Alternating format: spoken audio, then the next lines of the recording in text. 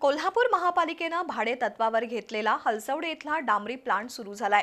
या प्लांटमधील डांबर मिक्स खडी वापरून कोल्हापूर शहरातील रस्त्यांचं पॅचवर्क करण्यात येणार आहे। आज या प्लांटमधील डांबरी खडी वापरून दामिनी हॉटेल ते दाभोळकर कॉर्नर रस्त्याच्या डांबरी पॅचवर्कच्या कामाला सुरुवात झाली। पालकमंत्री प्रकाश आंबेडकर यांनी शहराच्या विविध प्रश्नांबाबत गेल्या महिन्यात महापालिकेत बैठक घेऊन प्रशासनाची कान उघाडणी केली होती।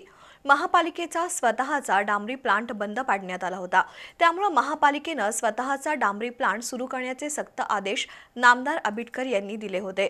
सुरुवातीच्या टप्प्यात भाडे तत्वावर डांबरी प्लांट घेण्याचा निर्णय झाला। त्यानुसार प्रशासक के मंजुलक्ष्मी यांनी तातडीने निविदेला मान्यता देऊन करवीर तालुक्यातील हलसवडे इथला डांबरी प्लांट महापालिकेने भाड्याने घेतलाय। या प्लांटसाठी महापालिकेने खडी आणि डांबर पुरवायचा आहे।